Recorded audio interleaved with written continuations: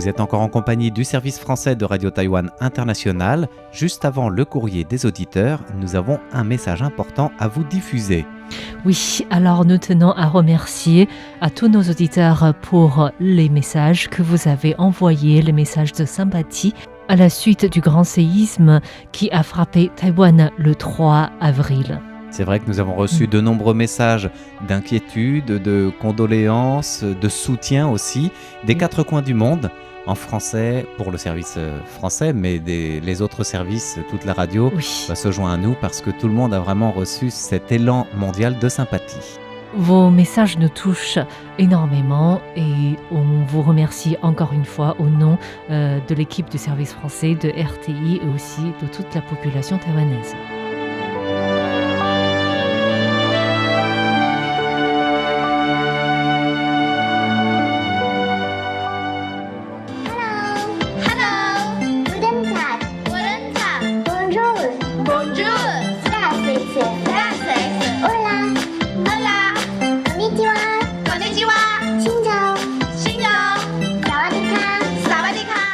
Bonjour à toutes et à tous, c'est François-Xavier Poulet et Lisa Dufaux pour le courrier de ce samedi.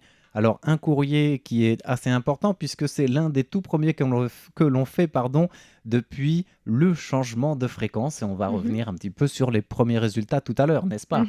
Oui. Et puis on aura aussi des réponses à vos questions, les rappels des concours et même à tirer au sort les gagnants du concours mensuel de janvier dernier. Oh là là. Voilà, donc un programme bien chargé. Oui. Alors on va commencer par quoi ? On commence par le rappel des concours. Avec joie. C'est le mieux. Oui. Alors, le concours mensuel du mois d'avril. Je vous rappelle la question. Dans quelle préfecture japonaise l'entreprise taïwanaise TSMC a-t-elle récemment inauguré une usine de puces électroniques ? Alors, je vous rappelle la réponse. Non, c'est à vous de nous donner la réponse avant la fin du mois. Voilà. Il y a des petits cadeaux à gagner. Il y a 4 petites trousses pour stylo dans les tons rouges à violet. D'accord, donc 4 gagnants à tirer au sort. Alors, c'est le nom de la préfecture japonaise qui accueille cette nouvelle usine qu'on demande. Et puis, il y a aussi un autre concours. Cette fois-ci, il est trimestriel. Voilà. Et c'est sur un nom de crustacé. Quel est le crustacé dont le nom en chinois contient le mot dragon ?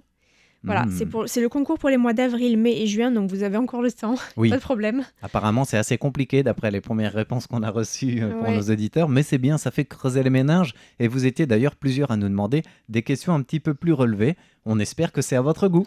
Et qu'est-ce qu'on peut gagner ? On peut gagner des petites crevettes réalisées avec des pailles de boisson. Donc, des pailles réutilisées. Oui. Ce sont des petites crevettes fournies par Tiffen. Je ne sais pas si c'est elle qui les a faites elle-même. C'est elle qui les a faites, oui. D'accord. Et il y en a 6 à remporter. Donc, 6 petites crevettes. À vos claviers. Exactement, pour ce concours trimestriel. Et comme un concours peut en cacher un autre, on va aussi tirer au sort les gagnants du mois de janvier.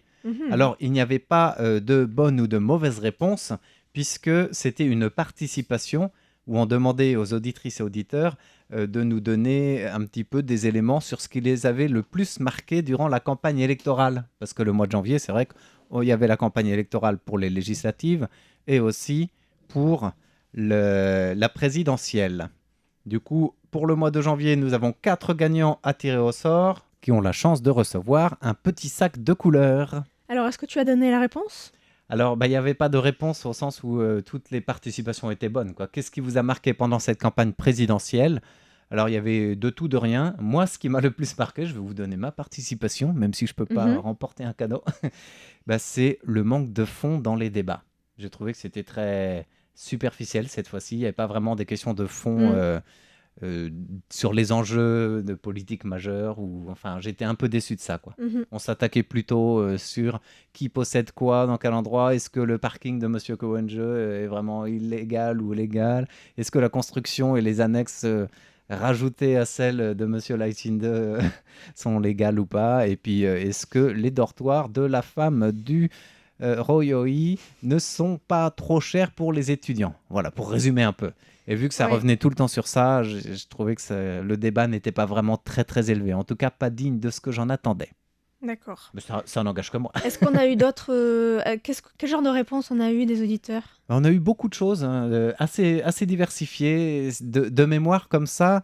Et certains ont été un peu marqué par la couleur des rues, avec tous les panneaux publicitaires, avec tous Mhm. les défilés, les pétarades. Et encore, je trouvais qu'il y en avait moins cette année. C'est vrai, un petit Tu peu trouves moins pas? que d'autres fois.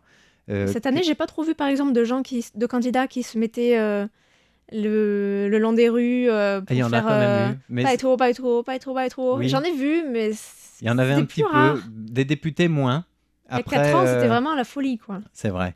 Et puis par contre, pour les cortèges présidentiels, si, ce qui était riche en couleurs peut-être, c'était des actions plutôt ciblées. Mhm. Par exemple, le parti du DPP, donc toute la campagne de Lai Ching-2, qui a été élu du reste, vous le savez déjà, et ils avaient ciblé à une heure précise, un matin, je crois que c'était le dernier week-end avant la campagne, de tous être en action dehors dans tous les quartiers, d'investir comme ça 1000 points de tout Taïwan en même temps. D'accord. Ko Wen-je avait fait la même chose la veille avec différents quartiers mobilisés comme cela, réservés. Donc, chacun avait un petit peu sa stratégie, quoi.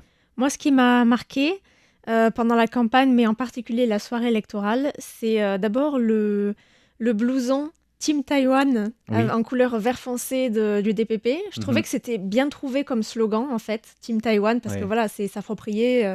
En gros, si vous êtes pour Taïwan, ben, vous êtes pour nous, quoi. C'est ça, ouais. C'est quand même C'est vrai, assez ça peut être brillant. comme ça. Voilà, donc, et puis je trouvais que le blouson était pas mal, quoi. C'est assez à la mode, ce genre de blouson Oui. de bombers, en fait. Oui, c'est vrai. Voilà, et ce qui m'a aussi marqué, c'est les chants de campagne du KMT. 给我一个总统侯友宜给我一个好 Tous ces 总 slogans. 统侯友宜 Voilà, ça Voilà, c'est ce vrai genre que de c'est choses. beaucoup Et de aussi, slogans. j'ai trouvé que Hoyoi, c'était la première fois que j'entendais parler taïwanais et je trouvais que son taïwanais était vraiment très joli. Et il parle souvent, Voilà, hein, c'est en pas du tout taïwanais. sur le fond non plus, donc désolé, je participe à la. Mais bon, voilà, c'est le courrier, donc on peut se permettre d'être Oui. un peu plus détendu. Dans les En réponses tout cas, qu'on j'ai avait trouvé eues que c'était aussi, vraiment un beau taïwanais. certains avaient trouvé intéressant cette campagne de voir qu'il y avait un autre candidat que les deux grands partis d'habitude, camp vert, camp bleu. Donc le camp blanc Ah bah oui, c'est sûr. avec Owenje, et étonné de voir que les jeunes se tournaient énormément vers lui, en tout cas d'après les sondages, d'après les mouvements qu'on voyait Mais finalement, dans dans les les campagnes, résultats. alors qu'il n'était pas si charismatique que ça sur scène. Mhm. Voilà, dans un peu les réactions qu'on avait dans toutes ces participations. Et on en passe d'autres, bien sûr. Mm. Après, il est grand temps pour nous quand même de tirer au sort parmi les nombreux Oui. participants qui va remporter ce petit sac de couleurs. Alors, on a tiré au sort Ferhat Bezazel, Bien, félicitations. Nous avons aussi Gilbert Dupont parmi les gagnants André Bio. et Imen Barry. Voilà, félicitations. Voilà, bravo à tous ces 4 gagnants. Guettez votre facteur dans les semaines qui viennent pour tenter de recevoir vite votre cadeau du mois de janvier et puis participer pour les autres mois. Alors, quand on parle de facteur, ce n'est pas anodin, c'est que nous avons un auditeur très fidèle du service français qui habite en Algérie, Nagmoshi Nouari, dont on salue les rapports d'écoute et les nombreux courriels. Vous vous inquiétez de ne pas recevoir de courrier malgré le fait qu'on a annoncé la reprise des liens postaux entre Taïwan et l'Algérie. Alors notre service courrier, on les a recontactés pour savoir ce qui se passait. Ils nous ont bien confirmé que tous les envois ont été renvoyés, réacheminés au fur et à mesure. Depuis la pause Covid, vous avez dû recevoir de manière rétroactive. En tout cas, tout a été réenvoyé par la poste. On n'a pas eu de retour courrier ou de courrier non reçu. Du coup, on espère que ça va quand même arriver. En tout cas, n'hésitez pas à nous faire part de, si vous nous écoutez en Algérie et que vous êtes dans la même situation, soit des problèmes de courrier, soit au contraire, nous faire part de la réception de nos envois, de nos colis. Et pour les prochains, on peut tenter en recommander pour voir si ça passe mieux. Si c'est votre souhait, n'hésitez pas à nous le signaler. Merci d'avance. D'accord. On a aussi une annonce à faire. Oui.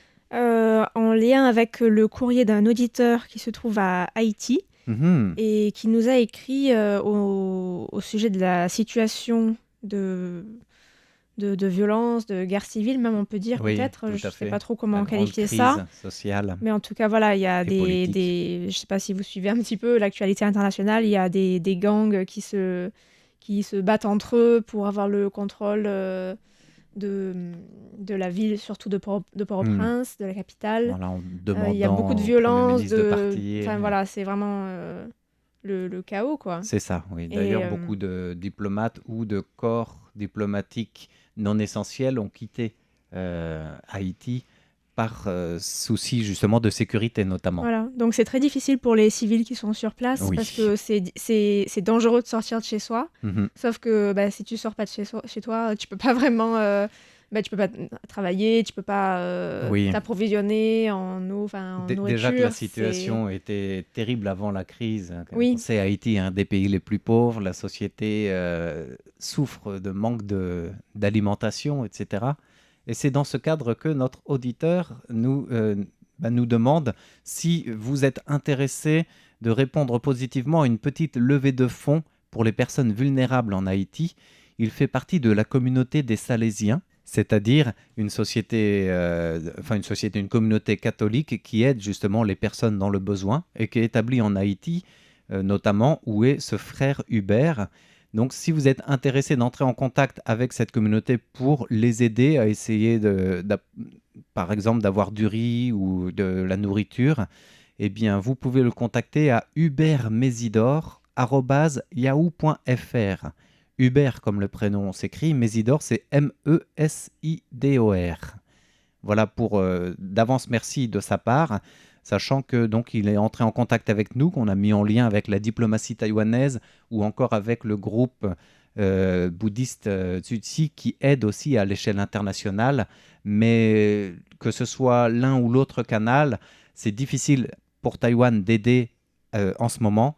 La diplomatie, parce que justement la crise politique fait que tout acheminement pour l'instant est compliqué. Et puis la communauté Tutsi, parce qu'ils ne sont pas sur place, vu qu'il n'y a pas de catastrophe humanitaire comme... Enfin, si, il y a une catastrophe, bien sûr, mais là, pour des raisons sécuritaires, ils ne peuvent pas être sur place, comme ils le seraient en cas de cataclysme, par exemple. Donc, n'hésitez pas à répondre positivement si le cœur vous en dit. Et merci pour lui. Voilà, alors on va répondre à vos questions. Avec joie. Maintenant, on a d'abord une question de Siddhartha Bhattacharjee qui nous écrit d'Inde. Oui. Et qui fait partie d'un club d'auditeurs. Donc on le salue, on le remercie pour son rapport d'écoute et il nous demandait si Taïwan célébrait la journée mondiale des forêts qui se célèbre le 21 mars. Donc je ne savais pas. Le 21 mars, la journée des forêts, d'accord. Voilà, c'est une journée qui sert à sensibiliser sur l'importance des forêts, la contribution des forêts à l'écosystème global. Oui. Voilà, donc c'est une journée qui a été instaurée en 1971. Voilà. D'accord. Pour alors, le petit Taïwan, contexte. il participe comment? Donc Taïwan y participe. Alors par exemple, le 12 mars, il y a une journée nationale de la plantation des arbres. Ah oui. Qui s'est généralisée pendant le mois et qui est devenu le mois de la plantation des arbres, qui est le mois de mars à Taïwan, sans doute peut-être parce que c'était le mois de mars, la journée mondiale des forêts. C'est voilà, possible. ce lien-là. Donc, par exemple, le Bureau des affaires forestières et de la protection de la nature, qui dépend du ministère de l'Agriculture, a organisé cette année un événement sur le campus de l'université Zhengzhi, en présence de la présidente Tsai Ing-wen. Donc voilà, elle a planté un arbre, bien sûr, bien sûr. On voit souvent ces images-là. Voilà, elle a prononcé un petit discours, elle a souligné le fait que les arbres étaient importants pour améliorer la qualité de l'air, protéger la biodiversité et tout ça. Donc c'est célébré de cette manière-là. Et sinon, en fait, je voulais juste préciser que cette question était un petit peu similaire à une question de Jacques Augustin qu'on avait reçue en début d'année et à laquelle on avait répondu dans le courrier du 27 janvier. Il nous avait toujours demandé... disponible sur le site internet. Oui, bien sûr.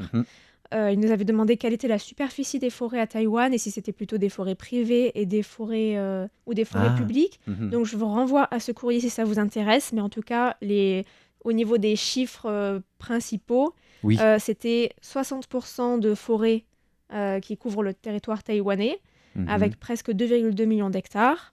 Ensuite, ça représente 920 mètres carrés de forêt pour chaque Taïwanais.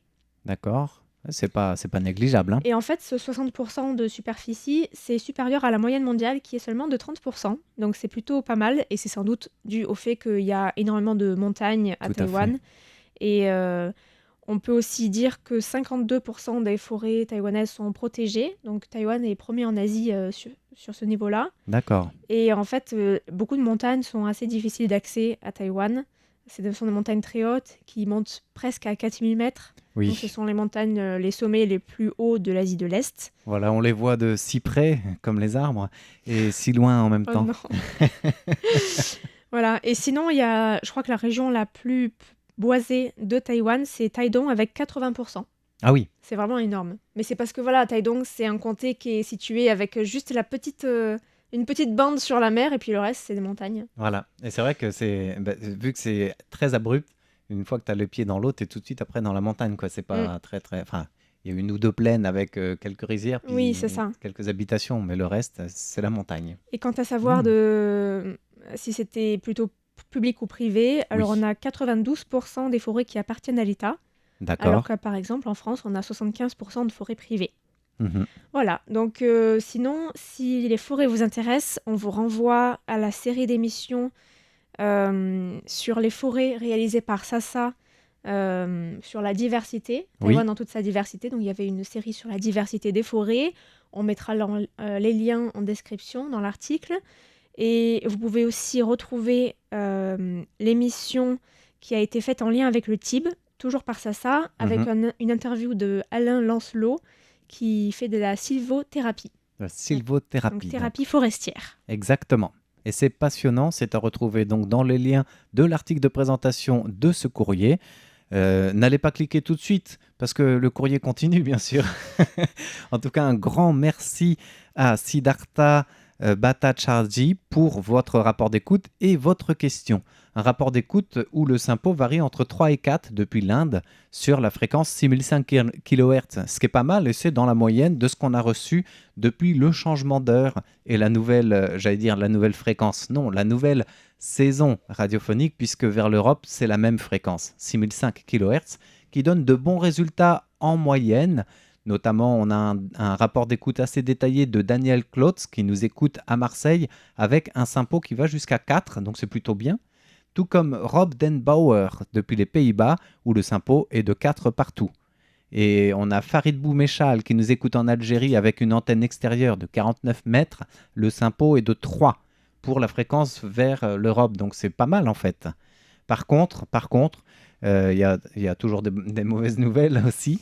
Alors c'est pas l'arbre qui cache la forêt, mais Gilbert Dupont dans le centre de la France ou André Bio en Belgique nous font état d'une très mauvaise qualité de réception et ils espèrent que les jours qui se rallongent vont permettre d'avoir une meilleure réception de nos programmes. On l'espère aussi bien sûr. Et vers la nouvelle fréquence vers l'Afrique, 13 835 kHz, les premiers retours sont plutôt bons, que ce soit au Maroc, l'exemple de Abdelila Izou et son récepteur Texsun, avec une antenne intérieure ou interne. Jean-Michel Aubier, qui nous écoute dans le Berry, donc dans le cœur de la France, nous a écouté aussi, puisqu'il n'est pas très loin du relais de TDF, justement, avec une condition d'écoute plutôt correcte, même s'il pense que c'est quand même bien meilleur vers la zone ciblée, donc l'Afrique du Nord, le nord-ouest africain.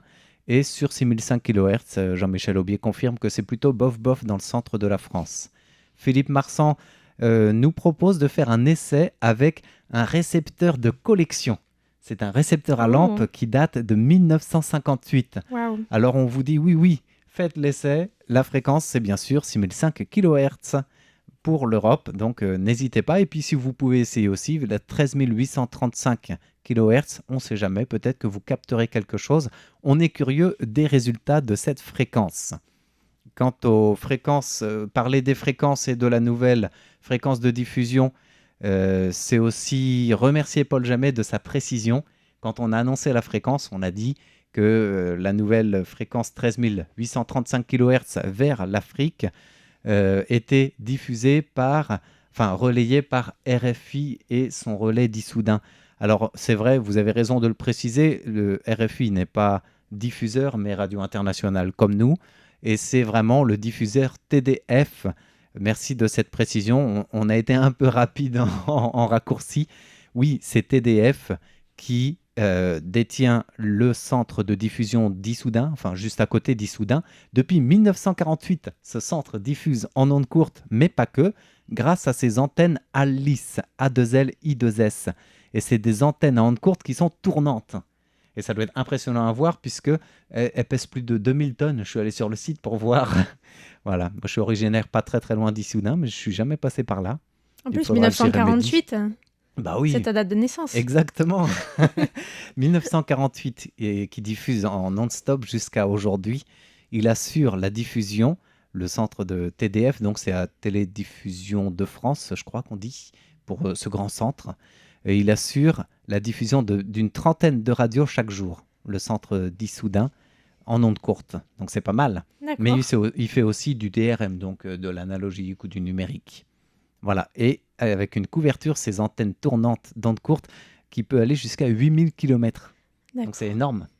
Voilà, en tout cas un grand merci à Paul Jamet qui nous permet de donner toutes ces précisions. Et je vois que tu as écrit sur ta petite feuille Christian Guibaudo.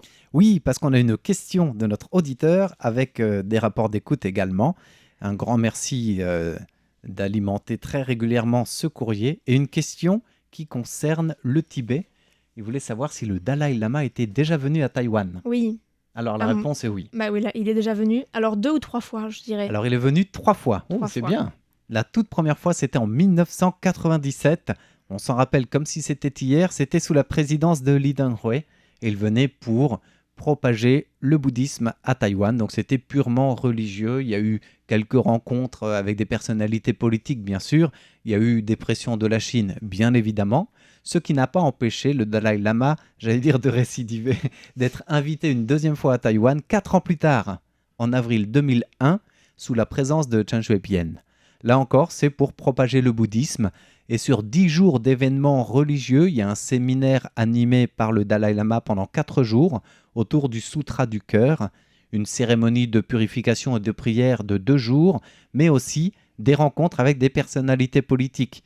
Bien sûr, le président Chen Shui-bian, la vice-présidente Lucio Lien, le premier ministre de l'époque, divers dirigeants. Pas tous ces noms. Hein. C'est vrai. Divers dirigeants de plusieurs partis. Donc il y avait Lien Chan, Frank Xie, James Song, Ma Ying-jeou. Il avait rencontré beaucoup de monde. Il avait même prononcé un discours au UN législatif. Et puis en 2009, donc il faudra attendre quand même 8 ans après, pour voir le Dalai Lama revenir à Taïwan, invité par la présidence de l'époque, Ma Ying-jeou, pour une grande rencontre œcuménique après le cataclysme de Morakot, le typhon qui avait fait énormément de morts et un village rayé de la carte. La Chine a protesté avec véhémence à 2 reprises contre cette visite du Dalai Lama, en espérant que Ma Ying-jeou ferait machine arrière, mais il n'a pas cédé. Alors, il n'a pas rencontré directement et officiellement le Dalai Lama pour tenter de calmer les ardeurs de Pékin, mais Pékin a quand même annulé en représailles plusieurs visites de délégations d'affaires qui étaient prévues à Taïwan, alors que on était dans une période de rapprochement et d'amélioration des relations entre les deux rives depuis le début de l'administration Ma. Donc ça a mis un petit froid, mais le Dalai Lama est quand même venu. Il s'est recueilli dans cette prière œcuménique auprès des victimes de Morakot, des familles des survivants, et il y avait 15 000 personnes environ à ce grand rassemblement. Depuis, il a été invité plusieurs fois, que ce soit par l'Association des Tibétains à Taïwan, que ce soit par différents groupes de députés, directement ou indirectement, parce que dès que ça touche à politique, dès que ça touche le Tibet ou Taïwan, on sait qu'il y a la Chine derrière. Notamment en avril 2019, il a dirigé une prière en visioconférence, puisqu'il n'a pas pu venir à Taïwan, faute, il disait clairement, en raison principale du facteur Chine. Alors que pourtant, le Dalai Lama n'est plus représentant politique. Tout à fait. Les Tibétains en exil depuis, je crois, 2010 ou enfin à peu près ces années-là. C'est ça. Mais donc il y ça a devrait toujours être cette plus facile. pression. Mais au contraire, c'est encore plus difficile maintenant. C'est peut-être pas plus difficile, mais il manque d'après ce qui se dit, il manque de la bonne volonté des deux côtés aussi. Même si du côté de Taïwan, on l'invite, du côté du Dalai Lama, on dit son envie de venir. 2019, 2020, il n'a pas pu venir non plus. 2021, 2022, 2 nouvelles invitations. Et les associations tibétaines ou certaines organisations à Taïwan reprochent à l'administration de Tsai Ing-wen d'avoir été un petit peu timide sur ce plan-là, parce que justement, sous couvert de ne pas politiser une telle visite, rien n'a été fait non plus pour la faciliter, quoi. Voilà. En tout cas, il est venu 3 fois, 1997, 2001 et 2009. Voilà, et on remercie notre auditeur Christian Guibaudo, qui va bientôt venir à la radio d'ailleurs, passer nous dire coucou. Un séjour en Asie, on vous attend avec impatience. Voilà, et on a une dernière question de Nagmushi Nouari qui demande quelles sont les langues parlées à Taïwan. Alors, je ne vais pas me lancer dans un exposé tout en détail. Mais ça me rappelle quand même pas mal de petits... mais je vais plutôt vous renvoyer à différentes émissions qu'on a faites. Donc, par exemple, la série Taïwan dans toute sa diversité, consacrée aux langues, réalisée par Sasa. On vous mettra les liens. On a aussi parlé beaucoup du Taïwan l'année dernière, avec une série d'émissions, notamment sur le village de Ludia, que j'ai faite en août ou en septembre dernier, et aussi l'émission en lien avec le Malyevuk, la cérémonie des 5 ans à Tuban, à Taidong. Donc, on a plein d'émissions sur ça. Et une émission qui arrive sur la langue Taïwan, enfin la transmission des langues autochtones à Taïwan. Voilà. Mais pour un petit rappel global, alors on a d'abord le taïwanais, le mandarin de Taïwan, qui est parlé par à peu près tout le monde, qui est vraiment la langue dominante. On a aussi le Hokkien, on a aussi, ou alors ou plutôt le Holo ou le Hoklo. Il y a plusieurs noms pour parler de cette langue. Il y a aussi le Hakka, qui est aussi une langue de la famille des langues chinoises. D'accord. Et ensuite, on a les langues austronésiennes des différentes communautés autochtones de Taïwan. Donc, ça représente à peu près 2% de la population. Mais ça représente plein de langues. Voilà, et ça compte pas ceux qui se revendiquent comme aborigènes, autochtones des plaines, les Pingpu-Tzu. On estime que ce serait environ 400 000 personnes. Donc, ça compte pas les personnes de ces communautés-là qui parlent peut-être leur langue. Enfin, pas peut-être, qui parlent ces langues. Et donc, les langues formosanes, elles sont réparties en 3 sous-groupes, les langues atayaliques, les langues tsuik et les langues païwaniques. Et les langues formosanes font partie de la famille des langues austronésiennes. En fait, il y a 2 grandes familles. Une, celle des langues malayo-polynésiennes, parlée de Madagascar à l'île de Pâques. Et c'est aussi celle qui est parlée sur l'île des Orchidées, par les Tao ou les Yami. Parce qu'eux, ils sont arrivés plus tardivement à Taïwan des Philippines. Donc, ils parlent une langue un petit peu différente. Et ensuite, on a les langues formosanes, donc pour les autres langues autochtones. D'accord. Donc, il y a aussi...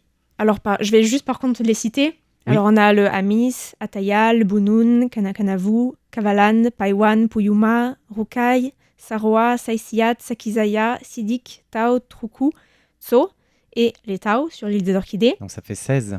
Voilà. On a aussi un dialecte de Matsu. D'accord. Qui s'appelle le Mindong.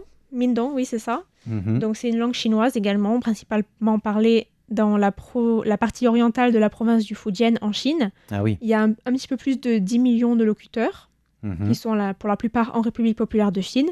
Mais il y a aussi un dialecte de Fuzhou qui est considéré comme la forme standard du Mindong et donc qui est parlé à Matsu. D'accord. Voilà. Et apparemment, ce dialecte est appelé Banghua par les gens de Matsu parce que ça signifie la langue qui est parlée dans la vie de tous les jours. Voilà, moi je ne l'ai jamais entendu en tout cas ce dialecte-là, ou alors quand je suis allée, j'ai pas fait attention parce que je connaissais pas vraiment son existence. Mais en tout cas, c'est une langue qui existe. Et sinon, on a apparemment aussi un autre dialecte qui s'appelle dialecte de Putian, qui est un dialecte qui se parle ici. Ah oui dans la commune de Uchio à Kinmen. D'accord. Et moi, qui se parle aussi en Chine. Parce que des gens de Putian qui sont arrivés justement avec les différentes vagues d'immigration continuaient de parler la langue de chez eux, qui n'est pas très très loin. Enfin, au niveau des sonorités, je trouve que ça se rapproche quand même pas mal du taïwanais. D'accord. Du Minanhua. Et sinon, on a aussi une langue qui est parlée à Ilan, que certains chercheurs appellent le créole de Ilan. Ah oui. Mais je vais faire bientôt une série d'émissions sur ce sujet-là. Et enfin, on a hâte de l'écouter. Oui, et enfin, on a la langue des signes de Taïwan, qui est utilisée depuis, on va dire, 1895. En fait, elle est née avec l'arrivée de la langue des signes japonaise D'accord. à Taïwan, et donc ça fait partie de la famille des langues des signes japonaises. Et c'est à peu près... les locuteurs peuvent à peu près se comprendre entre la langue des signes japonaise, la langue des signes coréenne. D'accord. Voilà, il y a à peu près... et la langue des signes taïwanaise a à peu près 60% de lexiques qui sont similaires avec la langue des signes japonaise. D'accord. Même si depuis l'arrivée du KMT à Taïwan et l'arrivée de locuteurs de cette langue, eh bien, il y a plus de mots, il y a plus d'emprunts de signes, de signes originaires de langue des signes de Chine continentale. Du coup, ça fait un mélange encore plus atypique.